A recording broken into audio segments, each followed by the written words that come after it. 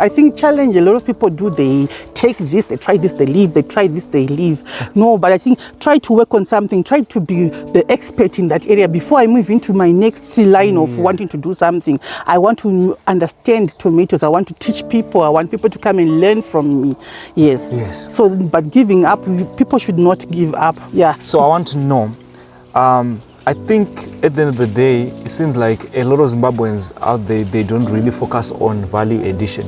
Do you think that it's high time for people to really start looking at value addition and not just only the main product? Yes, I think it's very important to do value addition because, for example, in horticulture, this is perishable. Yes. So if you don't then add other value to it, then, you know, you're going to miss out on a lot of money. But at least if I do value addition, I do my purees, I do my powders, and I also try to venture into export marketing and things like that. I can improve and still retain my money. You know, when you're starting farming, any type of business, you have to understand your market. You have to understand your market. Even though you encountered challenges, loss, it seems like you are not stopping. I'm not giving up, no. I am not giving up. I nearly did, you know, but I said, no, I will not give up. When I started with this greenhouse about 3 years ago. Does it pay? Because it seems like you have an interesting story.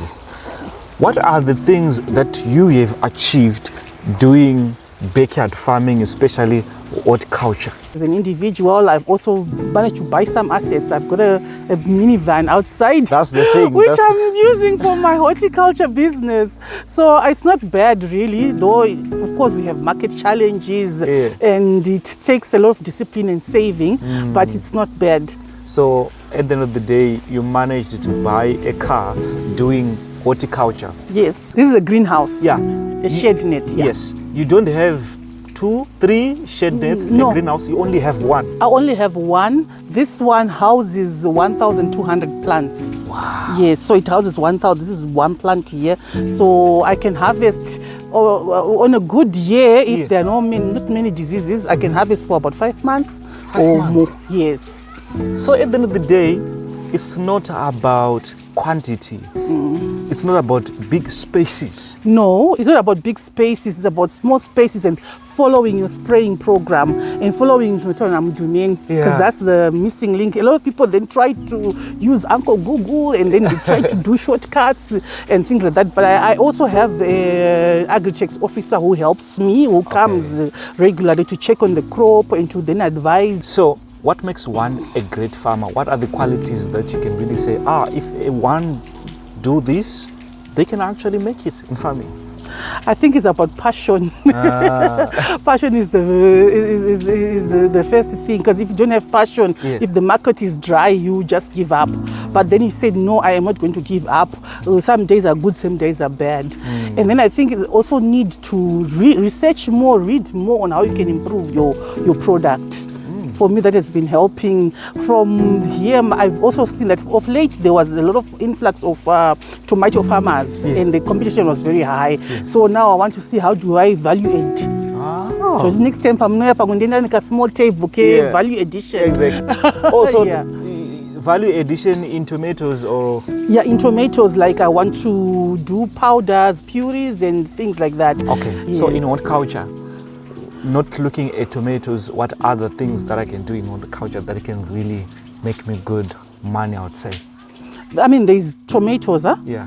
Out there, you see, I've got a small open field, vegetables. There's rep, spinach, kovo, onions, So there's so many plants in horticulture that you can do.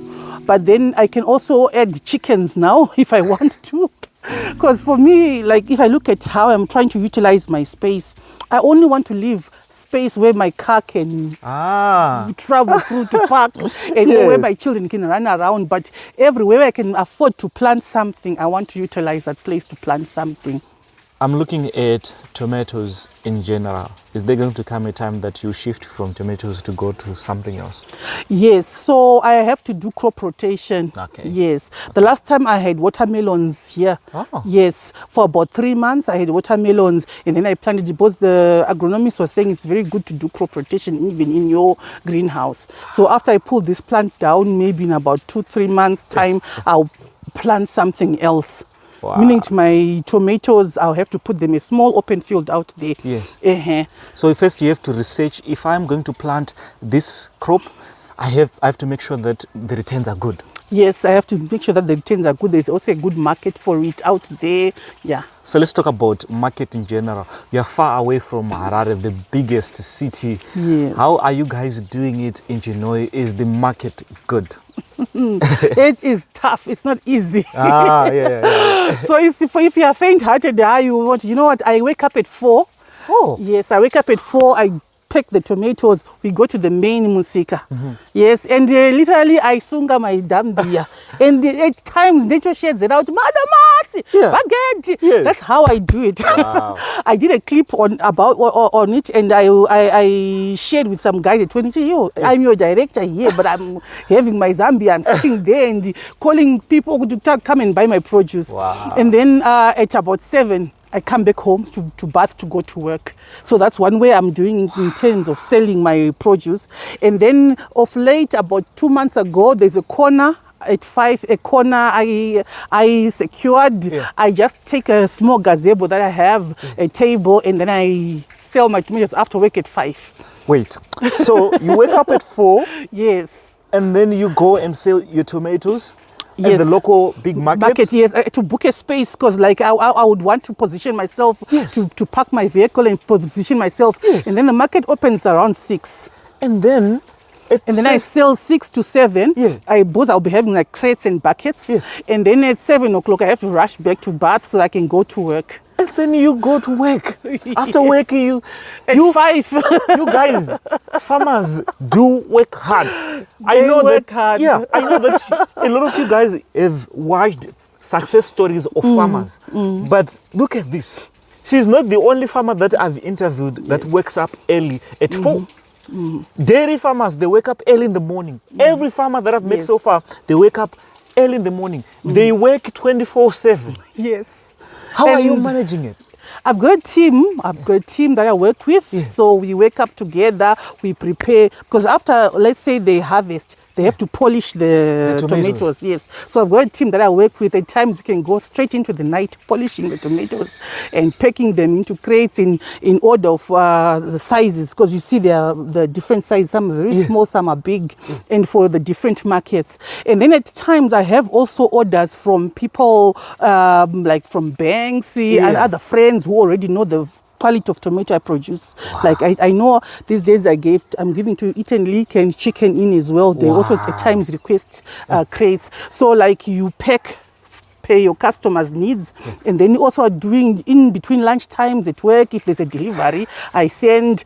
So I'm also saying it's a bit strenuous. So I'm thinking I should buy a small like scooter type of vehicle, and then one of my guys can then do the day-to-day deliveries. Yeah, but currently because we are still starting because of the van I'm driving it, I do the deliveries if there's need for deliveries. So I've noticed that you mentioned quality. It seems like when you are a farmer, the thing that you should focus on is quality. Yes. You are delivering to big players. Big players can only come to someone who is doing it proper. Yes, they want quality. They want quality. For example, if you're doing for Eaten Leek and the Chicken Inn, they want the big, round, firm tomatoes, yes. But then at times for the other general markets, the more the merrier. So they want the small ones.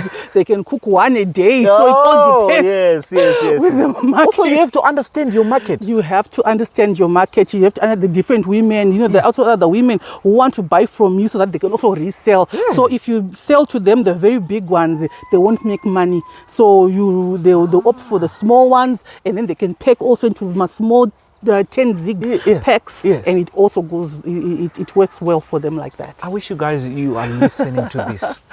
When you're starting farming, any type of business, you have to understand your market. You have to understand your market, because some also are into beggars. So they want the big, round and firm, not so ripe, maybe probably averagely ripe tomatoes. Yes. So you have to just understand, if you sell them the small ones, they don't take that. The much smaller canteens, they also want small ones, and it all depends with the market. It's very important to, they want the salads. So they rather have the big firm ones, not so ripe as well. So you understand the market is quite important. When it comes to doing horticulture, Do you think that there is going to come a time where, as Africans, can really actually say that we are now exporting our products, our produce that we made in horticulture? Yes, and I think there are people who are exporting. My desire is one day I should be that person, be in that group as well. Because I'm also doing my research on how I can also start to export, but not now. But I know it's something that is possible because I've read stories of people who are exporting. Yes, who are exporting tomatoes, cabbages, various types of vegetables. Yes, it is very possible. I think it's very possible. Any Zimbabwean can do it. Have you ever encountered a huge loss in your business? Yes. There is, I can say, a pest called blight. Yes, one day my greenhouse, all the plants, they got affected by blight. It was mainly after the rainy season, I think. So the whole crop, I had to pull it down. Maybe needed 2 months of harvesting. I got so depressed. Yes, blight was something else. It ruined the whole crop, and you can't sell it now. Because at times, if you sell it, it discolors when it goes to the shop, and people, you also have a bad name. So I had to destroy everything, I had to burn the whole crop down and start again. So it literally means that a name is important in farming. Yes, a name is important in farming. It's very important. You need to maintain a good name and understanding your customers. And if you err, explain, and also find ways of mending your relationships with your clients. Even though you encountered challenges, loss, it seems like you are not stopping. I'm not giving up, no. I am not giving up. I nearly did, but I said, no, I will not give up. Even when I did my outside open field farming, I also had a challenge, I think a mama pest as well. But I said, I will just pull everything down, get an agronomist to come and check it out, and then start again.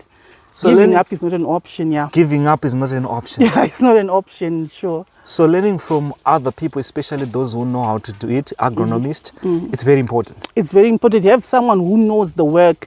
Because for me, I've got my own way, my own line of work, HIV and AIDS in programming. I'm not an expert in all this, but then I also want to learn. So I get an expert who comes in, and you have to also pay. Yes, it's not for free. You have to pay for knowledge. You have to pay for knowledge, and you have to be very hungry to want to get to know what's happening out there. I love this. I love this.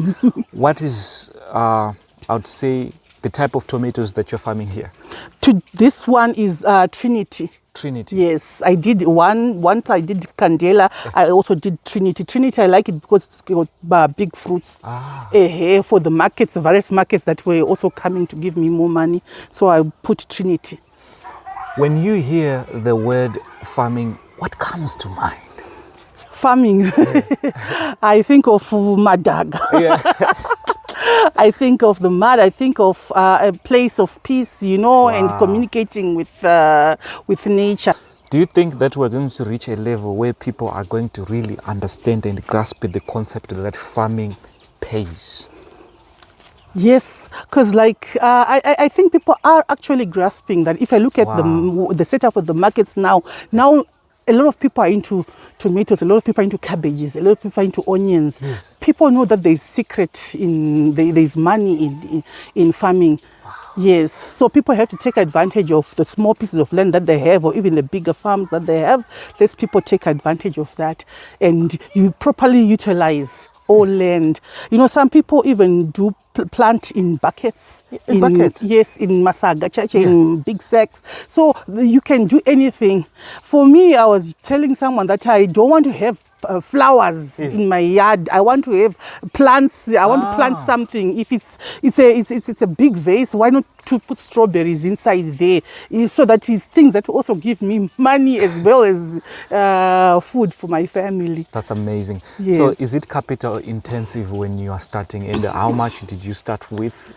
Did you start with the whole greenhouse, or?